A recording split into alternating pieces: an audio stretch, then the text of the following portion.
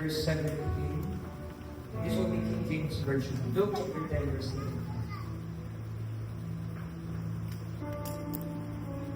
So there.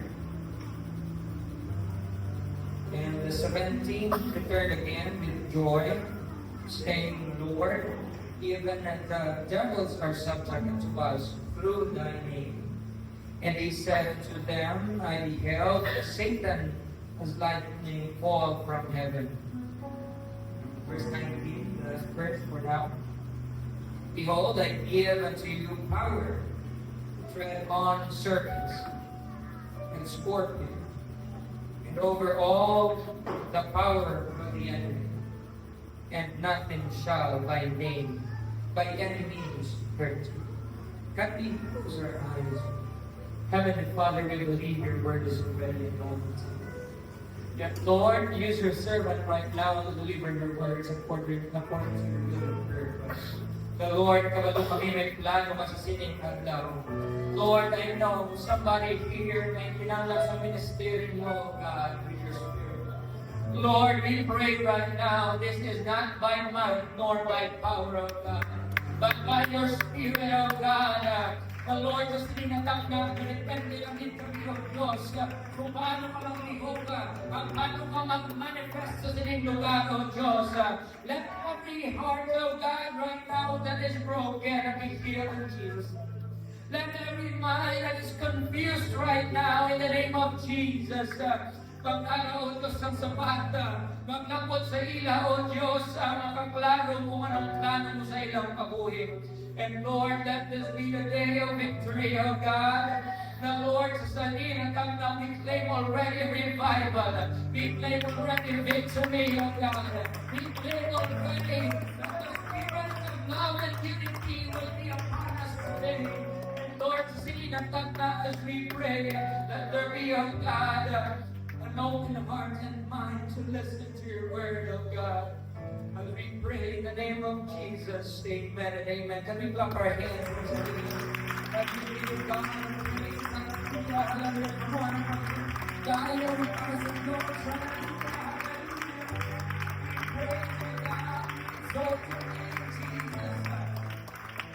in the name of Jesus, hallelujah, hallelujah. Ito si natak ng mga utot ko before kung makapungo kumusta ang kanyang kagabalan. A reason to rejoice. You may now be seated.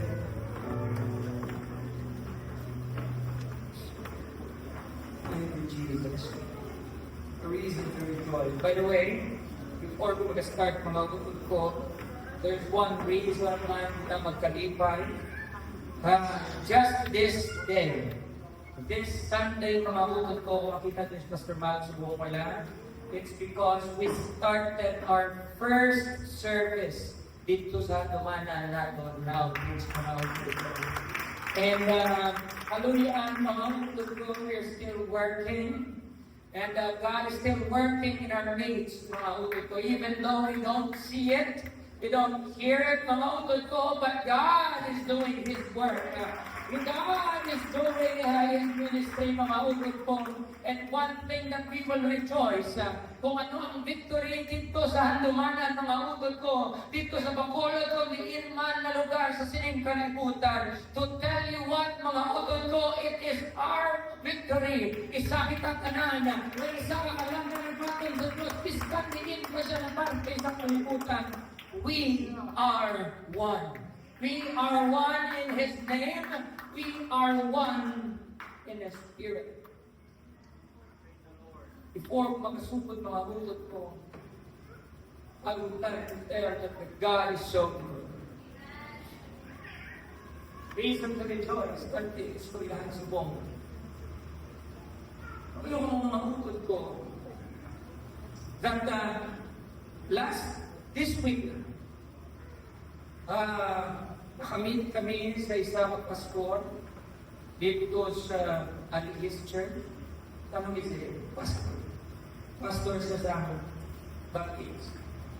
And kasulyahan na kami, kung ba na mga workers dito, And to tell you what, mga utod ko, after pagstoryahan ng chat siya sa perspective town na next namin. First Sunday of March, in-invite kita ng Nira Pastor na mag-preach sa ilang church, sa Baptist Church. From Baptist, the church na to tell you what, I don't know, this is not by might, this is not by any means sa kaalam mga utod ko. Ilan din inagawa na lang sa kaalam. We must have the leading of God. Nang kinanglan natin ulit mga utod ko, kakakipot lang ka, nagawa niling mga bagay-bagay. Kaya gusto lang ipapalo sa Ginoo, hindi mo nang makita, sa mo lang kaugali mo ng pamaagi, hindi mo nang nadala, sa mo lang kaugali mo ng gusto. Siya ang magpadala. And I'm so excited what the Lord will, kung anong pag-aurahon ng mga utod ko. And this church, pag-gamiton ng Diyos na mag-intercede ng mga utod. Hindi pwede gusto na magkanto. Every one of us must be parts of this ministry. Sometimes the wala ng mga utod ko, I need your prayers. We need God to move. Kung sa wali lang madamong niya sa kabatiwan. But when the Spirit of God moved in the means of that church, I believe mga utod ko, hindi basta-basta, hindi lang makamili mga utod ko, when the Spirit of God. That's why let's be excited. May pakalatabo mga utod ko in God's time. Maybe kamo naman ang next. Be prepared. Palungan mo mga utod ko, isa sa mga handlong na as pastors, na mag-grow up ka sa tagsa at may harap ng pagdaliman ng mga ministry. We would want to equip you and magpapagamito kita tanan to serve God. Para malipayo nato ng Diyos mga utod ko. And that's the thing sa sininatag na that's one of my reason. One of the reason why am I happy? Because ang Diyos wala nag-auntat sa pag-iwo sa aton.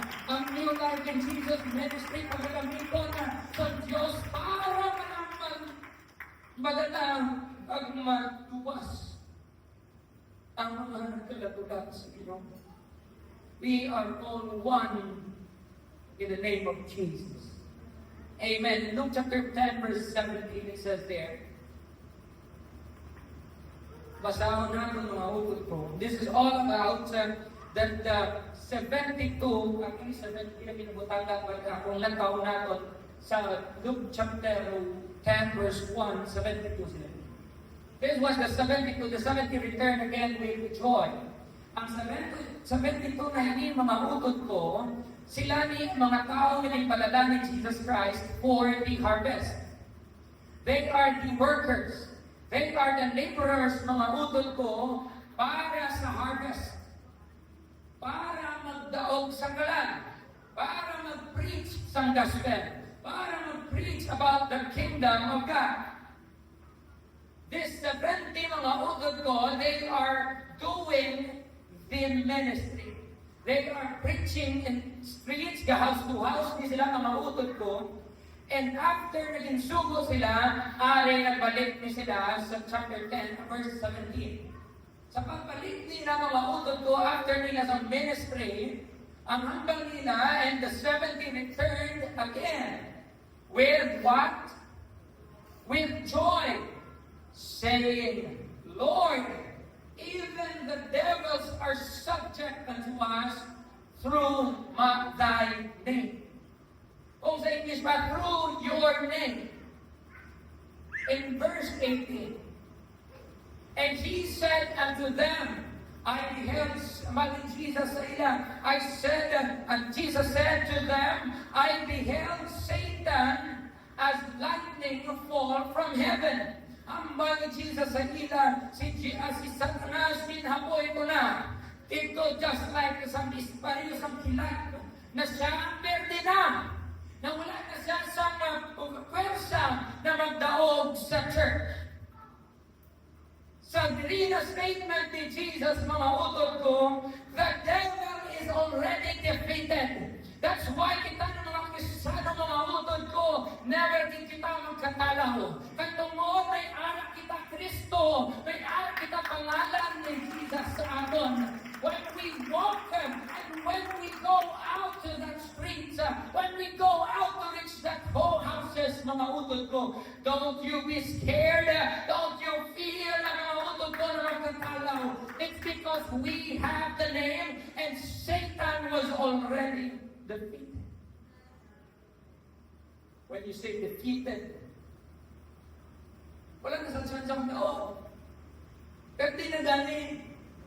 Galing lang isa, kita ang kapang-angkat. Daog na sa mga angkat katabato. Daog na kagani. All we need to do is to walk. All we need to do is to step. To take step, mga utod ko, and to what? To claim what was lost. May aral na kakayanan, mga utod ko. All the devil can do is this. He is trying, mga utod ko, to intimidate you and me. The Bible says the devil is just like a roaring lion, whom he may devour, kill and devour. Dagantaw lang siya kung sino mga Kristiyano na nagkakatalaw. Kung makita sa kaaway, sa demonyo na nagatuwa-tuwa ko sa pagtuko mo, ito yung demonyo, mga utod ko, nagatulog. The moment that you will give the enemy a chance, even a single %, mga utod ko, they will grab it and they will steal a lot of things in you if you will let them enter your life. Kung saan mo napaginsalihan mga utod ko every Thursday night, kung gabi ay kami dito study about sa Bible, the devil has no enemies or authority over our life. Only God Himself. That's why mga utod ko, if our will, hindi ko yung magpasugot Satan, hindi ko yung magpasugot demonyo na tatugon mong akong kabuhi, wala sa authority mga utod ko na magandog sa imo. You have the power to conquer and to say no, Satan. You cannot use me in any means. God is only the one who has the authority over me. Ipagkat yung mga utod kong ginahulat sa kaaway, kung saan po talaga siya tagaan niya sa power. Saan po talaga siya tagaan ng authority. But I'm happy today, aring subong sa sining iglesia. Because we said to the devil, to the enemy, na hindi tayo magpasugot sa kakapoy lang, hindi tayo magpasugot sa kabisi lang, na kinanglan din natin magpalapit sa Ginoo. You can do it. You can do it. You can fight here. The next verse, mga ko, verse 19, Behold, I give unto you what? Power to tread on serpents and scorpions and over all the power of enemy. Everything. We have this power. The moment that we were baptized in the name of Jesus and we are filled with the Holy Spirit of mga utod ko, we have already the power and authority over our enemy. And nothing shall by enemies hurt you. Magsalita nothing. Wala na niya. Sinsalit kami maniya nga ako sa tulsa. Wala niya mga utod ko. Nothing. Sa may makasakit sa iyo. Pero pamangkot pastor, that's one good chapter and verse na mabasa natin sa Biblia. That nothing can hurt us. And no enemies. Wala niyang power ng enemy na makadestroy sa aton. But let me ask you, Pastor, why is it that my life right now is just like tinasakit niya? Actually, one of the reasons to rejoice that we have the power. That is the power. But why is it that it is sometimes duminahampan din sa kaaway? Anybody? Nga feeling naton, kung wala sa power, pastor, araw naman ang pangalan ni Jesus Christ. We are baptized in the name of Jesus Christ. Why are we suffering? Why are you suffering? Why are you despised? Why are you right now, mga utod ko, nakabatsyang sa persecution? Why are you right now struggling? Pastor, tutuon pa na ng gatani ka namin manapasawon ng ulong ng Diyos na wala power. But why? Why, mga utod ko? Why are we suffering right now? Pagkanto pa, Ruben, kung may sabat sa, why? Kasi pala may sabat sa simo sa taglaw. Why? Oh, why? Nasabatan yung pamangkot?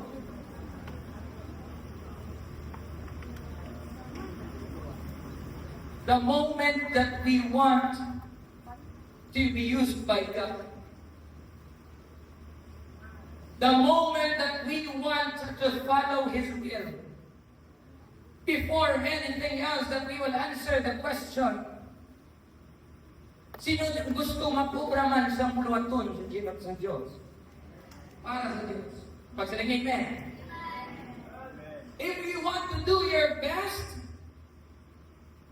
work for God, ano lang din ang tinaka-tips mga utod ko, if you want to do your best work, best ministry mo for the Lord, stop caring if you get credit and how much you get paid.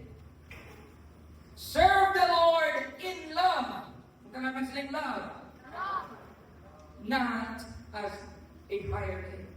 Not as trabahante, mga hindi kita mga obra na daw trabahante kita, na pangmangita kita, na mamamatian nato, na dayawon dito na obra ko ni para dayawon ko, obra ko ni para na mabatian ko kita, mayugin ko. No, mga utod ko. Don't work just like na daw katrabaho kita sa Diyos, na sweldohan kita. Katrabaho kita para sa Ginoo, kay tungod palangga pa siya. And nothing is more stable than that. Nothing is no more than founded in ministry when we have the love of God. That's why kung kita may pamigugma sa pag-obra para nila sa Diyos, makita mo ang tao, bistan wala ginadayaw na padayon, bistan nasakitan na padayon. It's because we are not doing this by anybody, we are doing this to Christ.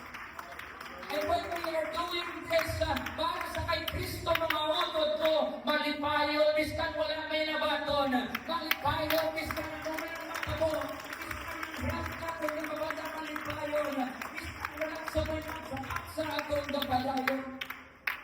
Padayon, mga utod ko, everything that happens to us right now, it is the will of God. If we love Him. If we love Him. That's why when we love the Lord, all things that happens to us is His will. Hallelujah. Why kita mga utod ko gatos? Ang atong title is that a reason to rejoice, but let me talk to you the hard reality. The moment that we serve the Lord, hindi ka mag-expect ang mga utod ko na magtawhay ang imong life. You know why? Sa una, wala pa tayo nasabak sa kaaway.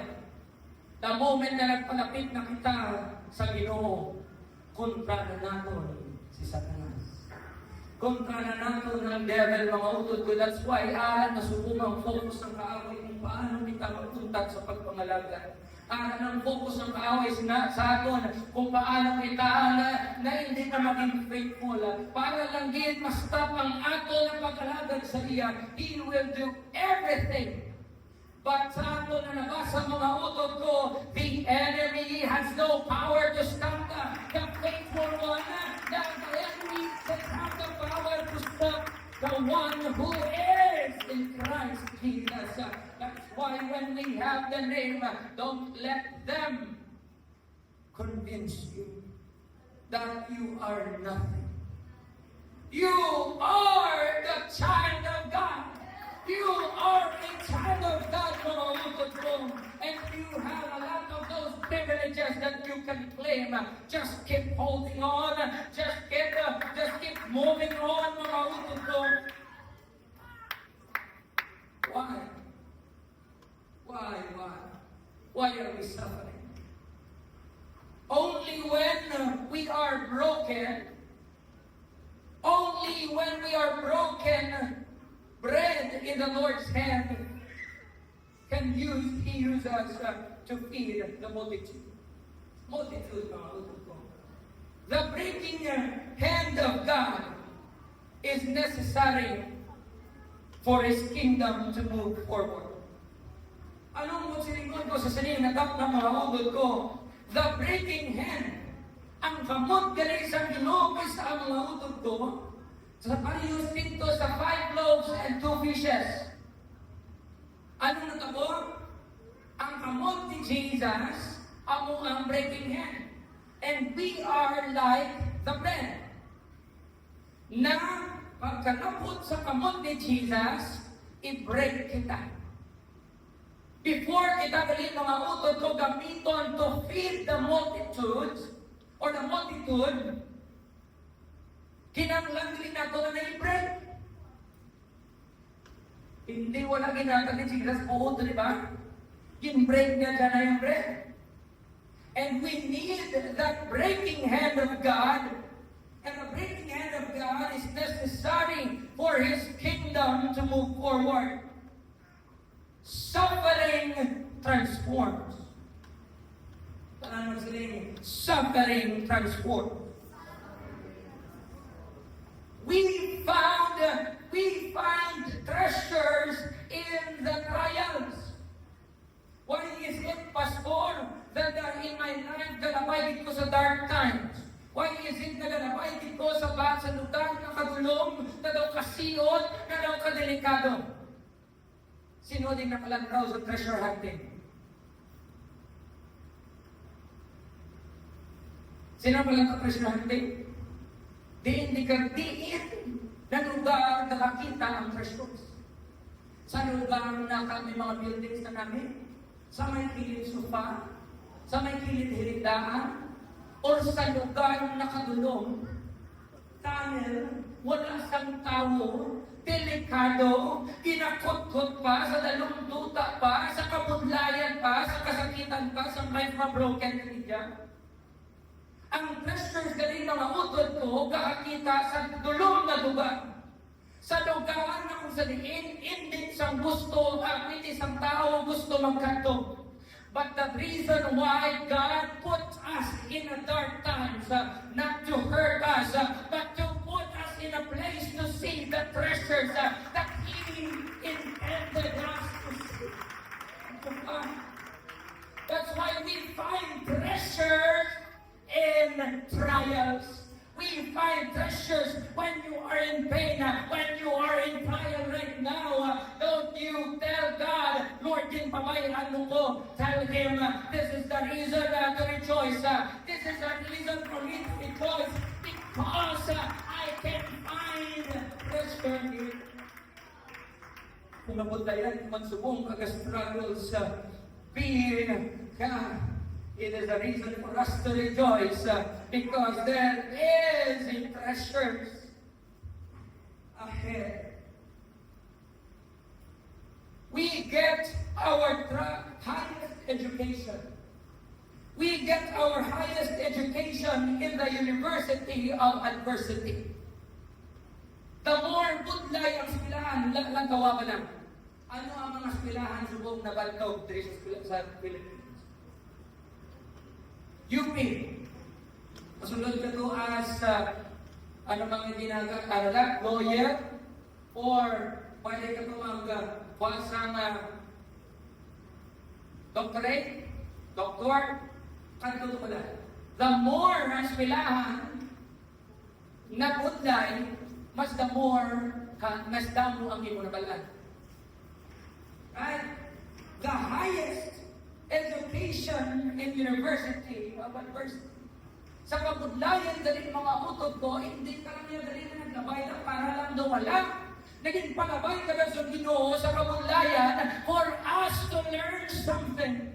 For us to grab something and to learn para ikamuhin natin nas bilang Kristiyano. Lain niyo pagkabayanan sa Ginoo. Where there is pressure, there is also power. Where there is pressure, there is power. The pressure that comes from trials develop character. Suffering produces patience.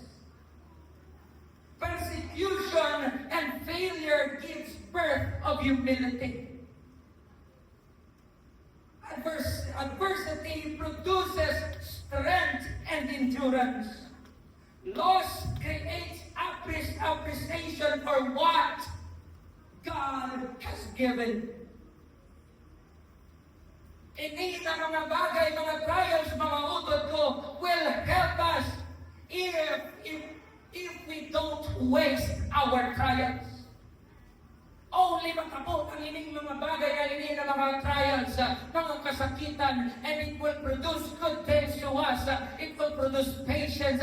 It will produce strength and endurance if we will not waste our trials. Kung hindi natin pag-ibasura ang ining mga trials na ining, that's why kung may kapigaduhon ka man, that is one of the trial na ginatest sa Ginoo. If ibasura mo na, if you will turn it into waste, if we will turn it into an opportunity to grow. That's why walang ito rason. Walang ikitay rason sa Ginoo, mga utod ko, because everything that happens to us right now is a process of God. It is the will of God for us to grow. If you are a Christian, kag palangga ka sa Ginoo, He will not let you remain as a child na hindi mo kaya magpindog sa imong kaugalingon. He will let you pass through this process. He will let you feel this process for you to grow. Kung daw masuko ka na mga utod ko, don't you dare to learn from your situation right now. Kung daw matumba ka na, learn from your situation. There is treasure in it that you just need to find. Hallelujah. How to not waste our trials. How to not waste, para hindi natin mabasura. Kaya di manugon ng ating mga trials, mga utod ko. First, kinanglan natin ihatag sa kamot ni Kristo. All of our trials, ibutang natin sa kamot ni Kristo. Kaya nagdepende mga utod ko ang resulta kung sino o kamot ang makatuwa. Ayos ni mga utod ko ang kamot na nagakakyot sa isang bagay importante gid. Lagi nang nagakakyot sa matong kabuhi. Why? Ang paano mo nang malpasko? Ayos ni mga utod ko. If you will put a stick, kung butang mo ang kahoy, ang stick sa ako na kamot mga utod ko, anong matabo? Pwede ko ni gamiton as na baston lang. Pwede ko ni gamiton as pangbakol. Kung ibutang mo sa ako na kamot ang stick. Pero kung ibutang mo sa kamot ni Moses, if we will put it in the hands of Moses, this stick can be able to part at the Red Sea. Kaya sa stick na ini mga utod ko magbuka sa Red Sea. And that stick can able to strike the rock and mag-produce water. Okay, Pastor? If you will put the slingshot, alam sa ato ni tirador, sa ato yan, na term, subo. Ang tirador, kung mutang mo sa akong kamot, ang tirador, subo, kung morsibo man kamot, it will just turn just like mga utod ko, halampangan, kalingawan. Pero kung iputang mo ng slingshot na nasa kamot ni David, that slingshot, mga utod ko na halampangan lang sa aton, it can be able to kill the giant. Amo na mga utod ko, just like if you will put mga utod ko, iputang mo man sa kamot ko ang jobo. Anong salita jobo? Nang pangalan na sa sapat ko. Sino nakakita sa pangalan? Kita mo sa baboy, pero iyak ka oxen. Dako-dako na sabat mga utod ko. If iputang mo na sa kamot ko, pwede na nga siya daw halambahan lang, pwede ko na nga sa display. Pero kung ibutang mo na sa kamot ni Samson, it can defeat a lot of thousands of armies. Mga pirdi ng mga utod ko. That's why, kung makita natin subong, it depends whose hand it's in. Kung sino kamot ang nagkakampyot sa bagay, amo nga ng resulta na matabo. If we will put 5 loaves and 2 fishes sa ako na kamot subong, makaon ko lang yan maubos, pero wala dito sa may mapakaon na iba. But if we will put it in the hands of Jesus, it can feed 1,000. Amo mga utod ko, kung ibutang niyo sa kamot ko subong ang lansa, I can produce what? Pwede mo kalansang yan, pang-brown na pulang buwan. But if we will put the nail, a nail that in Jesus' hands, it can produce and it can lead salvation. May kung kamot mga utod ko na sakto ang gakapyot sa aton. Dako gid na resulta ang magabot sa aton na kamuhi. That's why if we will put and if you will put your problem, again, if you will put your problem, your struggles, your pain, your brokenness, your depression, your loss in your hands, it will remain the same. Kung solo-solohon mo lang ang imong kamutlayan, ang imong trials, it will remain the same. Kung ang depression mo, solohon mo lang, magpapabili na nasa yapo na depresyon, mga utod ko. But the same problem, kung ihatag natin sa kamot ni Jesus, the same problem, ibutang natin kay Jesus. Oh Lord, I can't do this on my own. I need you.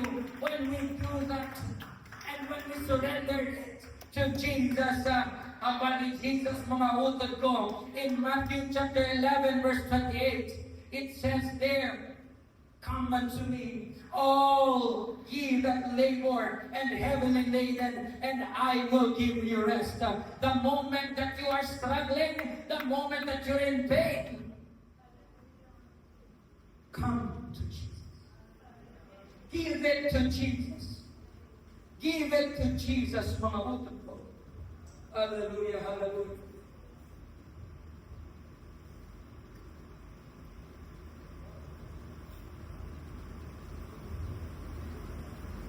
Give it to Jesus. Hey, Pastor, if we will give this to the Lord,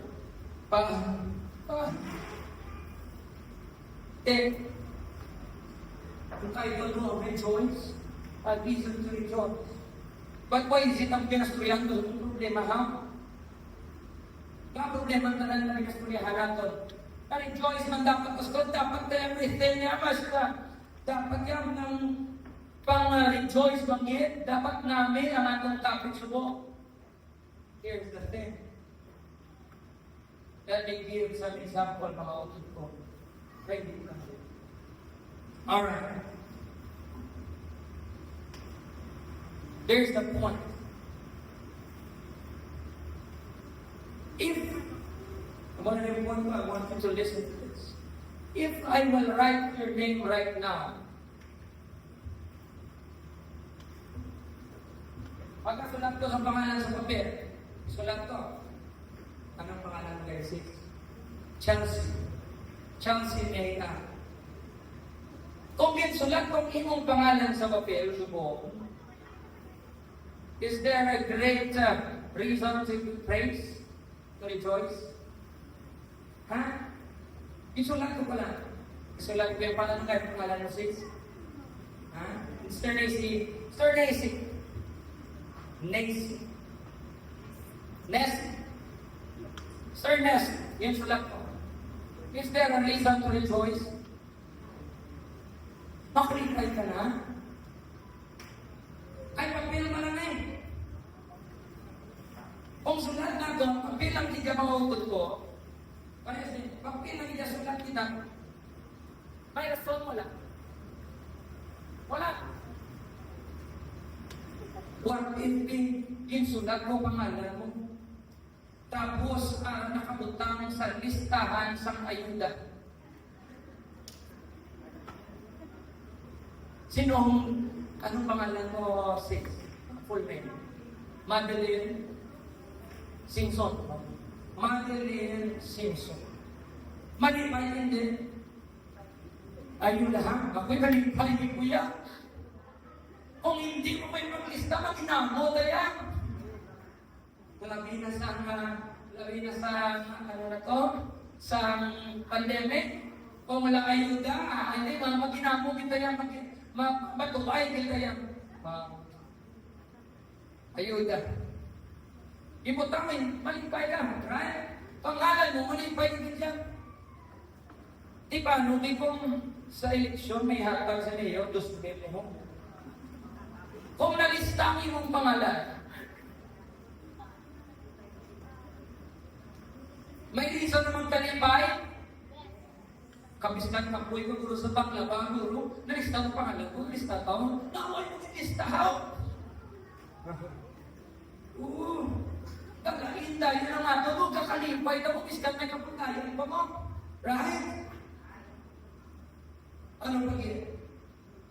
What if sa mga estudyante, tabi na sa college, nakalista ang iyong pangalan na mag-graduate ka na? O, sino pangalan mo ganyan? Ugay, anong pangalan mo Ugay? Maripon? Mulero. Sino graduate mo sa mga? Graduate na college? Ay pala, Maripon. Matyagan mo kung nakalista ang pangalan mo sa graduating list, ka ano ba ito na klase kulaw, ka-klase tuon na ba natay mo na yan? Bis ka na pagkaangin na ito patay-patay, ka na nagambal ka nga ng skwila-skwila, magbayaman, nga amon yung kurso ko na ginahimo yaman. But the moment you know and you see na may ara-ara nakasulat ang ibang pangalan, dulag-dulag ka, uy mo no? Lumpat-lumpat ka na, no? Lipat ka na kung anong problema na mo na ginagyan, kung ano ang pagbasol mo sa eskwelahan. Lipat ka dito kung anong tanan mo na ginihimulya. Oh, next, anong pagkitalistan na ako naman ipay, ma?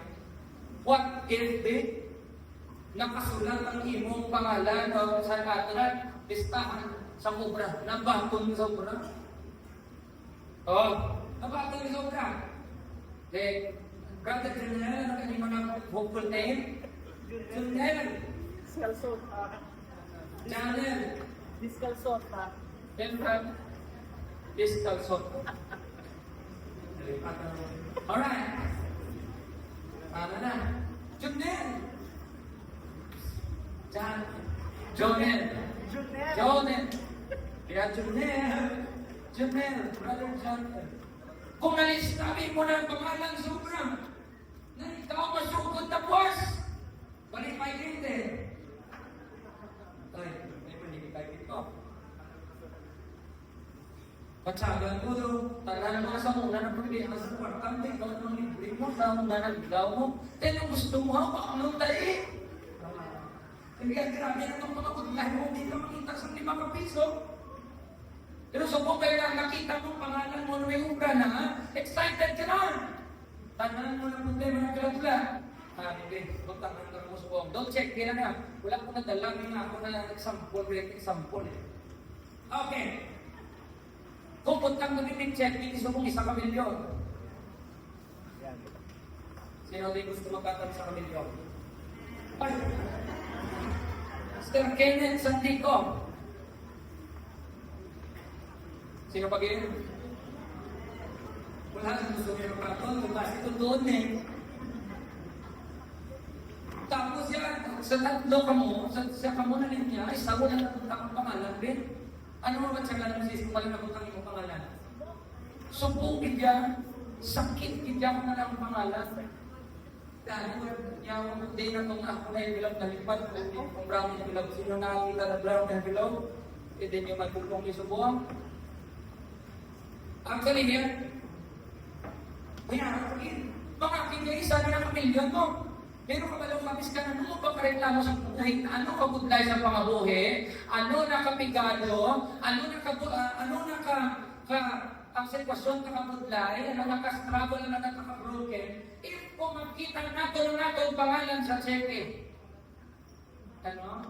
Tulad na tanan, ano may karap niya kung problema? Ay, tuntutin. Kung hindi ako maglawag sa pangalan niyo, pinakot na lang. Alright. Kung itutuon mga utol ko, isa kami lipat kabigyan ng pigado. Pero tanan, anong na-struggles na ito, anong brokenness na ito, pag nakamatod kita. That's how important na masulat din niya natin pangalan. That's how important na dapat masigurado din natin na hindi kita mabiling sa listahan. Right? Okay. Subok. Leo, last ko lang na example. Kami siya na. Ilan tayo ito na nakapangalan. Sino ang gusto ng pangalan ulan title? Sino? Sino? Pati ka strong na sige, tol ka ninyo sa land title, ha? Ang land title, if iskal alak kasi mo ang land title, at kung wala ang pangalan mo, may power ang land title wala. Iskal mo lang pangalan mo, kaptan mo land title, wala mo siguro ka pangalan. Kabalo ka mga utod, even the simplest thing na lista ng written name natin sa land title is very important. Na kinanglanggit na imugit. Isubong si Tony gusto sa punta. Kung gusto na guro, pagkalista ko sa pangalan, at lipat kita mo. Wala naman yung matian sa ito na negative things. Right? Pero matian ka ba siya? Piskal awayon ka ba? Piskal kubaan ka ba? May kulakot, may tuta ko yan. Saling mo ni clear ko ha? Hindi niya akong duta. Kabalo ka mo, kinregalo ni Sakon sa birthday ko. Kapag mo kinregalo ni Sakon, daw titulungan. Pero hindi sa totoo, hindi sa propaganda ha? Kit pa ba siya nakuha ng feeling sa may titulo? Alright. That's how important. Kinakagaan ng emphasis subong ang pangalan. Na nakasulat yun dapat, and that's one of the reason na kinanglan na kung mag-rejoice. Sa tanan na mention, kung malimpay, hindi ako nakasulat ang ato ng pangalan. Malipay ang malipay, kagit kang mapadayon kagit sa pangabuhian mo. Mapadayon kagit lakat yapon. But let me tell you right now, mga udol ko, in Luke chapter 10, pasahon natin ito na, this is very important.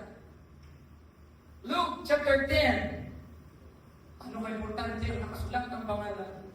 But for the laborers who faithfully walk in the will of God, and for the laborers, and for the people who believes in God, and for the people who accept Jesus in their life, for the people who loves Jesus, for the people na nagapadayon na biskano nung matabo, this for the people who was hurt and yet still love Him, for those people na biskan na nung gintuwa sa hila, they remain faithful, and for those people na nagambal hindi pauli ang tanan, Lord, gamit ako gyapon at willing ko paggamit sa imo.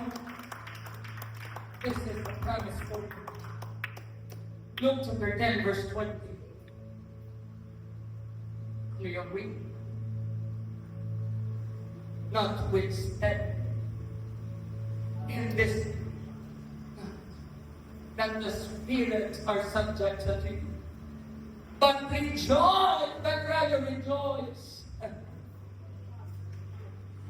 Because your names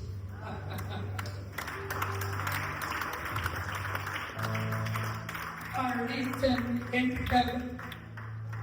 One thing na biskan anong pagkapagatuhon mga utod ko. One thing na biskan anong pagkabulay magpakanagan. Biskan anong pagkabulay mangita sa kikabuhi. Biskan anong pagkasakit sa matundugan. Biskan hindi kita mabadol sa iban. But let me tell you this, there is a reason to rejoice. Because your name is written in heaven. But my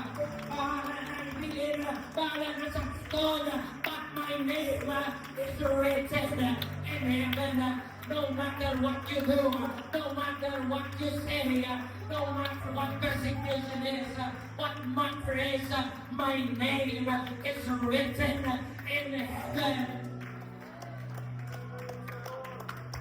Your name is written in heaven.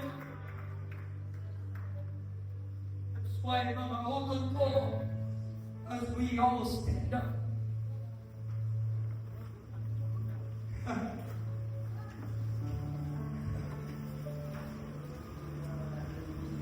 we have a reason to rejoice.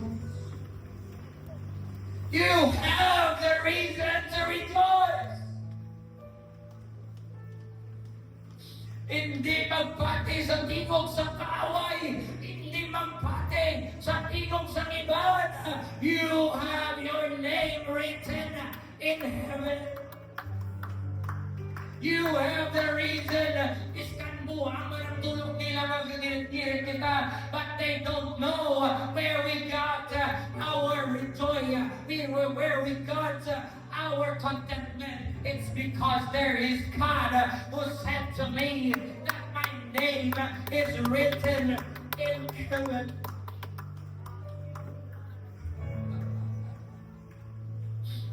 Kami, kami, mga utod ko, kami ko,